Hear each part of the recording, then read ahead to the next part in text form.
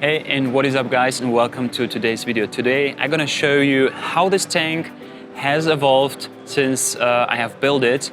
I'm gonna show you how I kind of transported it here to Interzoo, because that wasn't easy. It was quite a roller coaster. And also, like, all the little struggles I have faced in the past few weeks or few months to get it here, to have it look as it is. So let's get into it.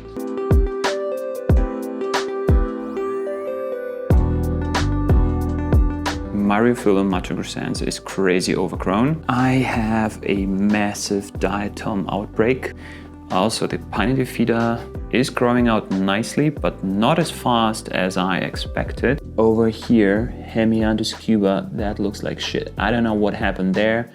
And the problem is I'm running out of time for Interzoo. I don't know what the wood has did to the water. Sometimes things don't go according to plan, and I don't even know where to start, but this tank needs to be fixed.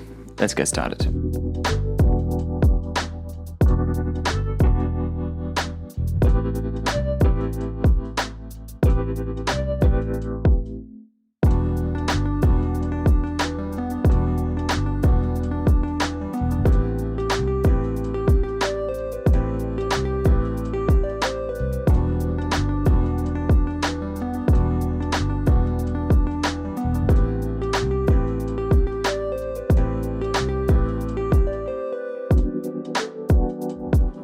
Pulled out all the Myriophyllum mattogrossense.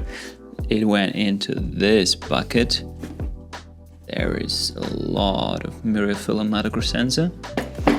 Now I used a brush and I brushed the lancea corners, and now I'm just going to take out a lot of water, and I think I will rip out all the Cuba. The reason is, yeah, it could recover. The problem is there is very little time left. And when there is little time left, a restart is oftentimes the better option.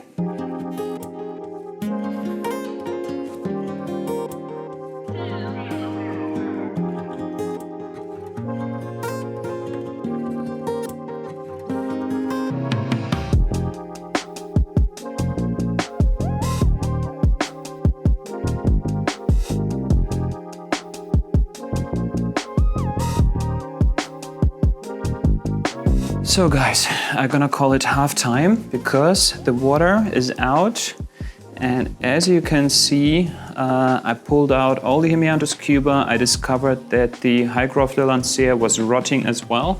The roots are all mushy.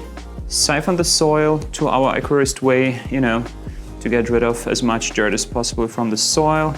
I sprayed everything from the top to spray down all the diatoms.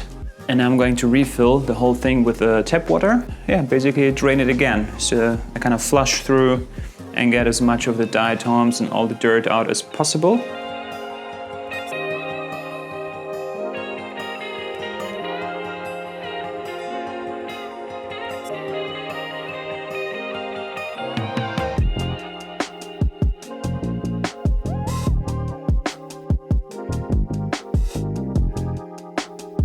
I'm filling up the tank for the second time. This is now RO water filling in. The Cuba and the Sagittaria are gone, and all the diatoms are gone as well. I brushed the wood several times. The lancea is looking perfectly clean. Here on this side again, the Cuba section's entirely empty. I also discovered that these rocks are incredibly soft, which tells me they are releasing a lot of calcium to the water. So these guys have been manipulating the water parameters a lot. So I guess I have a couple more variables.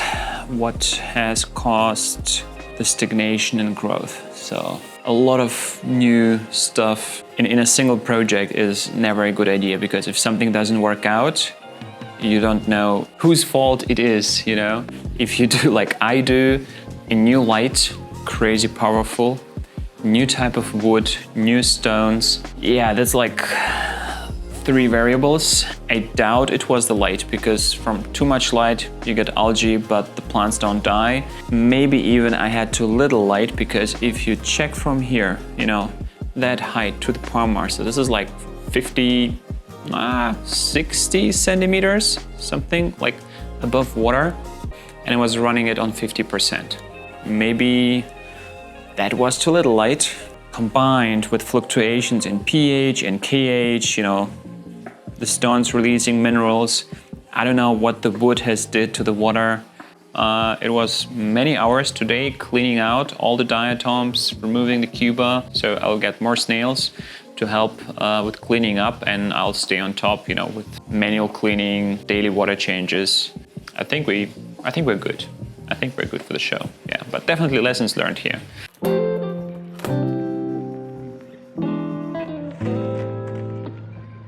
In order to tackle all the diatoms and possible algae outbreaks in this aquarium in super short time, because I really had just 6 to 7 weeks to get this tank ready for the show, I installed the GBL UV sterilizer. This is something you don't need in every aquarium, but it's good to have it when you need it, and it has definitely helped me to get this tank balanced.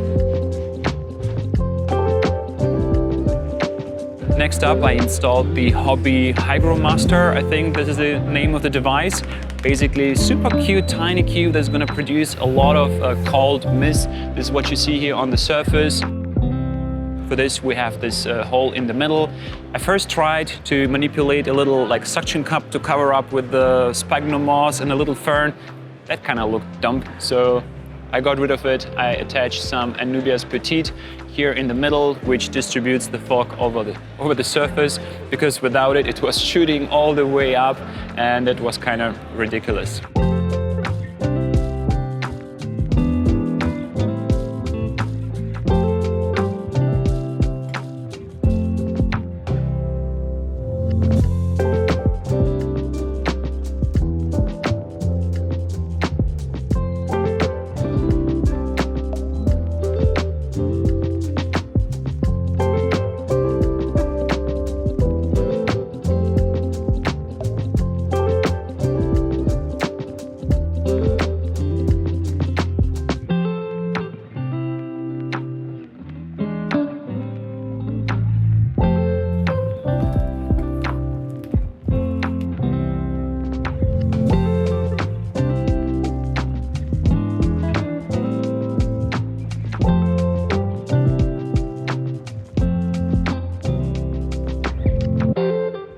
Okay guys, it's been a couple days since I ripped out all the carpeting plants from the Interzoo aquarium, and today the new plants arrived. But before we put them in, I would like to show you what the tank looks like. So if you look from here, it looks really good. Also added a couple of mana shrimps and some extra snails to help with cleaning. So this side, Bluxa, is really nice and clean. All the crypts looking good, but over there in the middle you can see diatoms are coming back. Snails did a really good job cleaning the rocks or keeping the rocks clean. Cosmetic sand area has been cleaned as well, super nice by the way, allowing this green aqua custom-made glass inflows. This side, however, a lot of diatoms here. Why is that? Maybe all the shrimps doing the party on the other side? I don't know. Or maybe because the CO2 comes this way around and the diatoms are feeding on it? I don't know. It's looking relatively good, but I have to do some more cleaning. We don't have any time to lose. Let's go, planting time.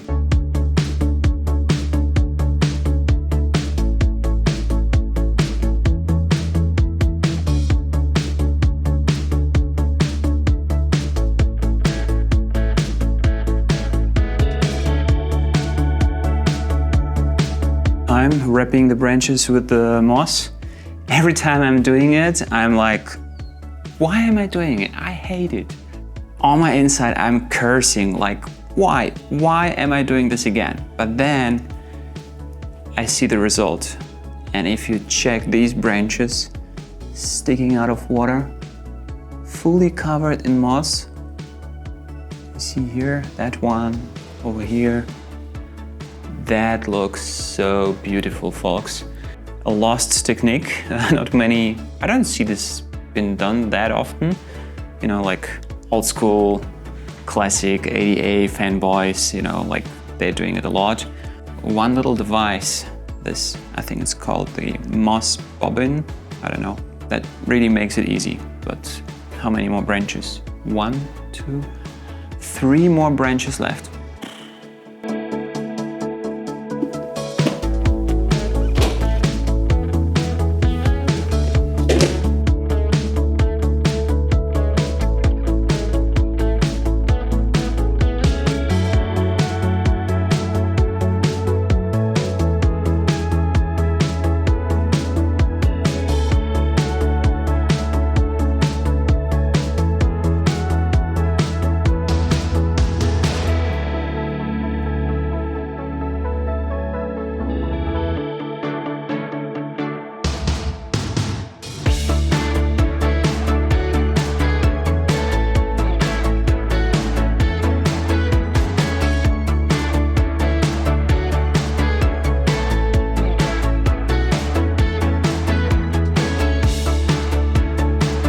Immersed planting is done. Check this out, guys.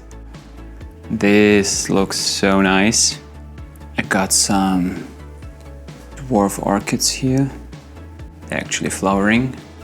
And then those moss sections down here at the base, everywhere. Some Anubias petite. And thanks to this mist, the Anubias stay moist.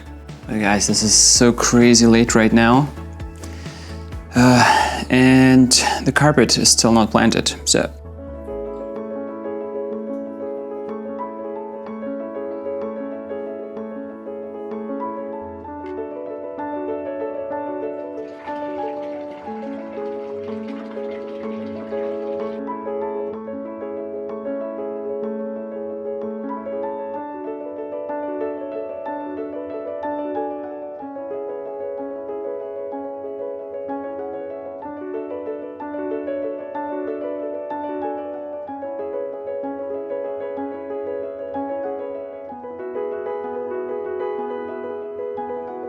So we have a lush new carpet in the foreground, goes all the way around, and the other side as well. So what I did with the sand, I put sand on top and then I sprayed it with water. So the sand went in between to cover up the soil, so it looks more grown in. So to get the aquarium ready for shipping, you have to drain all the water, literally like as much water as possible. And then you have to wait until the water seeps out of the substrate and is again going to accumulate in the corners. So I have siphoned it out multiple times. I also covered up for the transport all the plants with paper towels. I sprayed them wet. After that, I covered everything with plastic bags to seal in the moisture. And of course, the filtration system has to be emptied because if there is no flow, there is no oxygen and the filtered bacteria is going to die. So first things first, when I started the dismantling and the transportation of the aquarium, I disassembled the Biomaster filters, I cleaned them, obviously drained the water, just closed them without putting in the water, and they are good like this for, for the transport.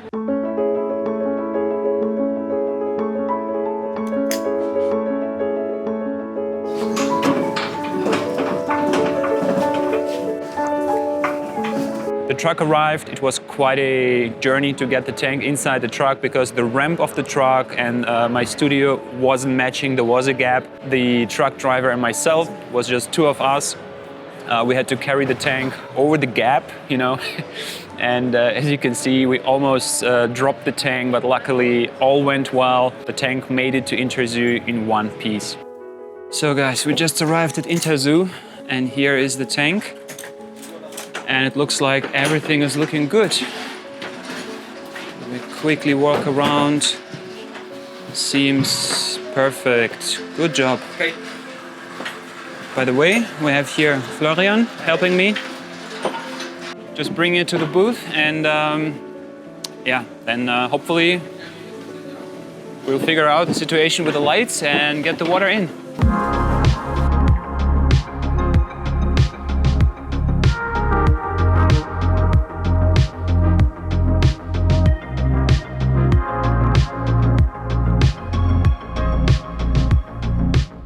This one here, we need electricity.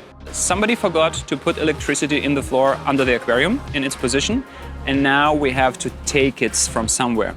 And the best possible solution we have found is one of these elements here. They're going to be like advertising displays, and we have to take out all the plants, all the substrate. Luckily, it's just, you know, some moss, and then we can unscrew the entire surface, get the power out, and then rebuild the whole thing. Down here, we will take out the electricity and run it over to the tank. Extra challenge.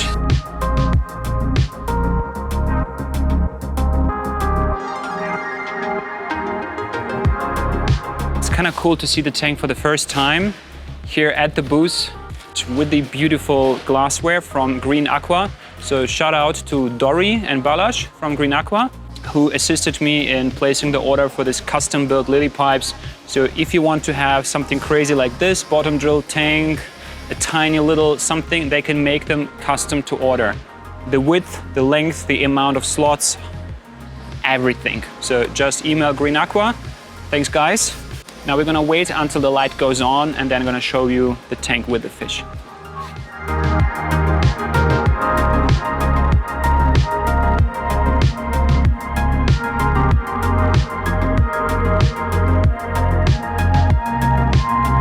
Here at the show, it's been an eye-catcher. So many people were happy to see this tank like this. We got beautiful fish, the Münchhauser Costi. You have some Otocinclus in here, some dwarf Corridorus pygmaeus. As you can see also by now, the freshly planted Himianthus Cuba has grown in those past few days beautifully, and you really cannot see that it has been freshly planted. It looks fully grown in, and the way it looks right now, you can't tell. A week ago it looked like shit. This is something that happens behind the scenes, you know, and it was important for me to show you the process, that sometimes things don't go according to plan. But if you are a professional, you're working, and for an important exhibition like Interzoo, you know, sometimes things don't work out as planned, and there's also a way to fix it. So don't get discouraged if your first attempt at aquascaping with a plant, something doesn't work out. You have to work hard, and I'm sure you can figure it out.